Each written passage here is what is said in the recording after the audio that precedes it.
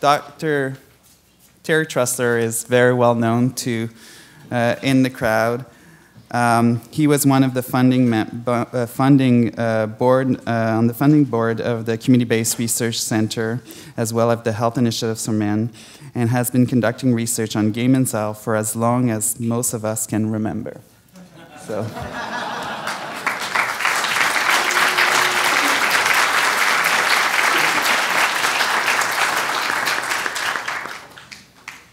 Oh no, how do I get out of this?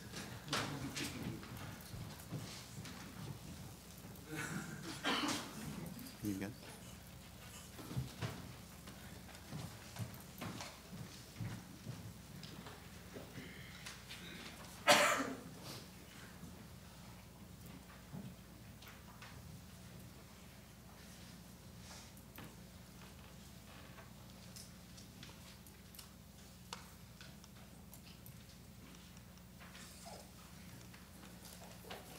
Good morning, everybody, and welcome to Vancouver and the traditional territories of the Squamish and Musqueam First Nations. What a crowd. It's so fantastic to see this turnout. We're over 200 participants this year, and it's the largest that we've had. So thank you very much for your contributions. Now, some of you might remember that the summit actually evolved from a regional meeting, which used to draw about 30 people. And we seem to get bigger every year. And in that meeting, we would share the year's accomplishments and plan for the next year. It was a really humble beginning for what we're doing now, but what we noticed is that whatever we dreamed about actually happened. And that led us to think that maybe we could have more. We've always followed this little model that CBRC developed. It's our own brand of knowledge in action, a model we term study, plan, do. And we follow this as a practice in the CBRC. The first summit was actually in 2005. It was kind of a souped-up version of that regional meeting. It was 2 days, and the first day we had presentations on research in gay men. Most of it was our own. And then the second day was the planning meeting. And we focused then on 5 main improvements to support gay men's health. We dreamed about a dedicated gay men's health organization. And from out of that foment, HIM was born.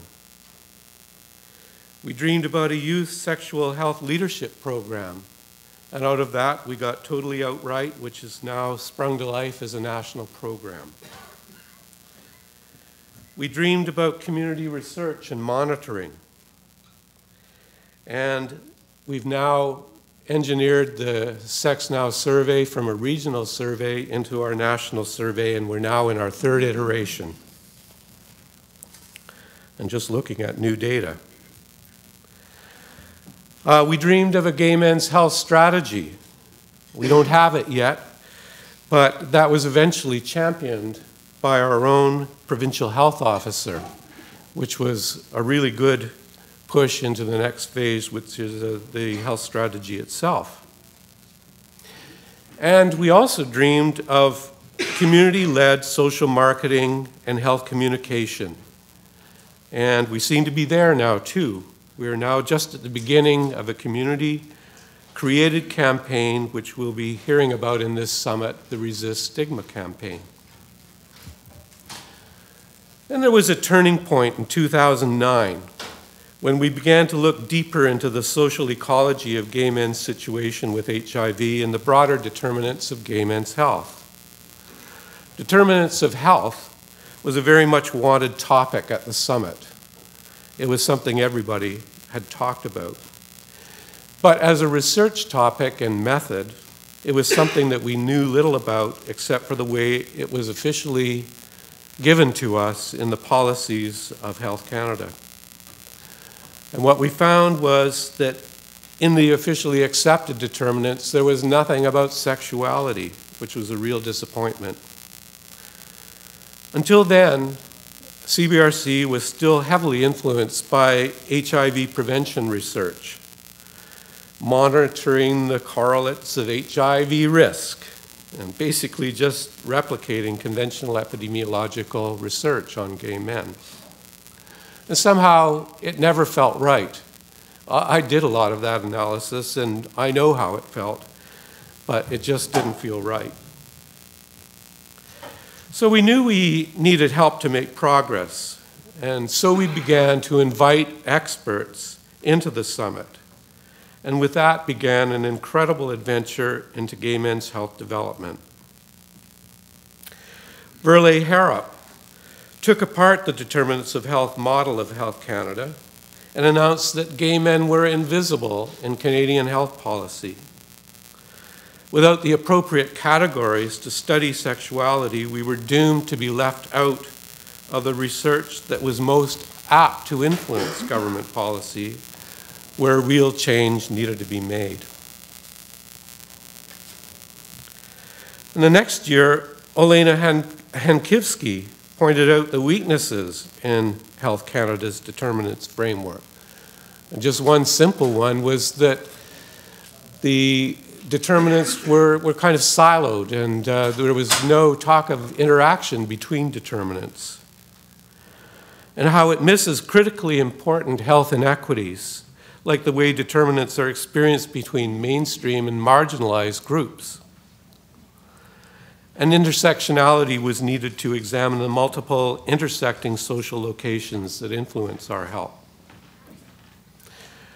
We met Ilan Myers at an intersectionality event that was led by Elena, and there we introduced him to talk about minority stress theory in the summit.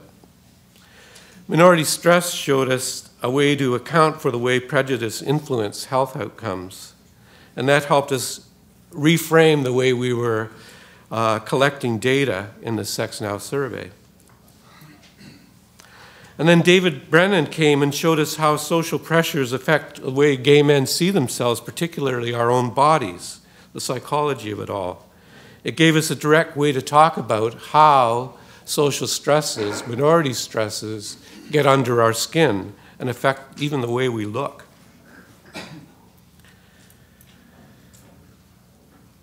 Then we began to see what we thought were generational classes in our midst, and particularly over PrEP.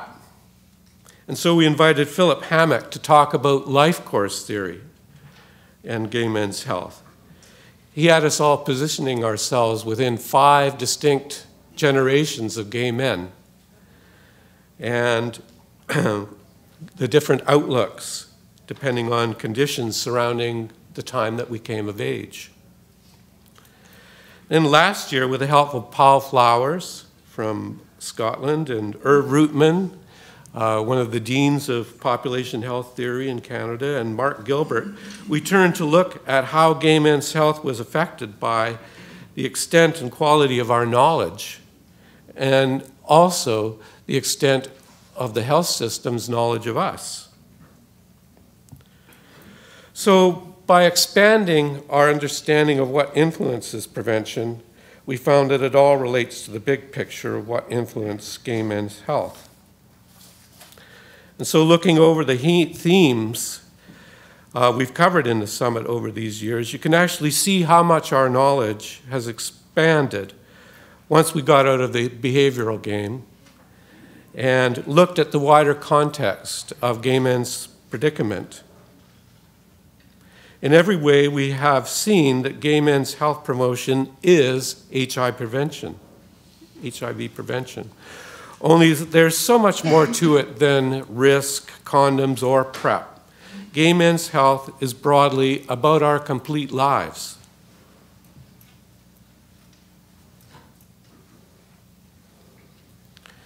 So to meet these challenges of understanding where we are, we've now incorporated into our thinking all of the theory frameworks recommended by the US Institute of Medicine report released in March of 2011. So here we are in 2015, and we've already brought all of the models recommended there into our thinking in this summit. So we're using these theories to conduct analyses in Sex Now, and our narrative work in website blogs and our qualitative research programs, and our training activities and so on. So the dialogue has extended well beyond this room into lots and lots of activities that involve the CBRC through our website and through our connections across the country and whoever we talk to. So now we're moving to incorporate stigma. And we were just beginning to think about the summit last year when Mark Gilbert circulated this paper. It was a really exciting thing to read because it was a language that was all about determinants. And stigma was portrayed as a determinant of health. Not only was it great to see some of the same thinking and linkages, but that we found somebody who was a kind of kindred spirit on the same path that we were on. Mark Hatzenbuehler, its lead author, who is our keynote speaker today.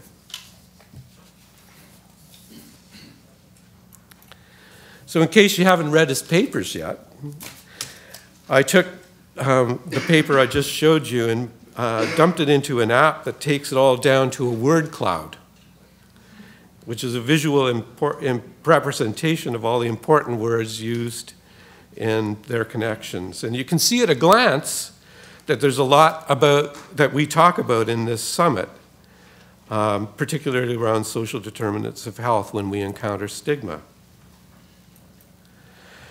Thinking about stigma will have you encountering new language that you may find useful and possibly more accurate than other words that we commonly use.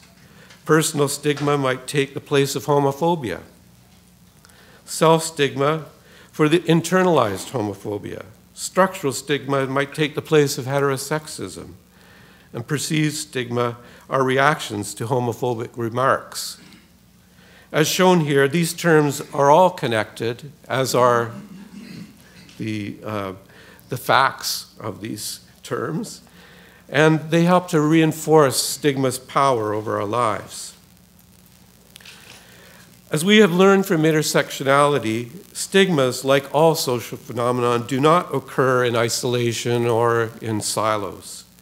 Gay men are subject to multiple stigmas that add up to an extra load of felt stigma that we have come to see as sexual minority stress. So we invite you to an encounter with stigma at this summit. Many of you have contributed presentations on the subject, and this summit wouldn't exist without those contributions. So I'm very much looking forward to it as much as you are. The dialogue that we engage in here will be useful because we've been looking at something we suspect is an artifact of structural stigma in our own data from the Sex Now survey. This work is inspired by Michael Marmot, who's one of the deans of population health theory. And this shows gay men getting the worst of employment discrimination, straight men getting the least, and bi men somewhere in between. The only thing is, it's not just employment discrimination, it's practically everything, from income distribution to violence, enacted stigmas, to health outcomes. It's all the same basic pattern that we see here, something that we think of as a health gradient defined by sexuality. So that's pretty heavy. I wondered if there was any humor in all of this, and so I Googled stigma and humor. Interesting, there were quite a few...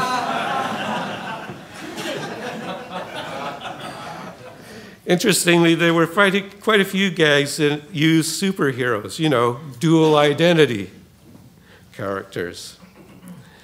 Then there was this interesting Norman Rockwell trope, sort of defined by the Republican Party. And this one you'll have to make of it what you will, but I think of it as ironizing the religious right's impression of gay recruitment.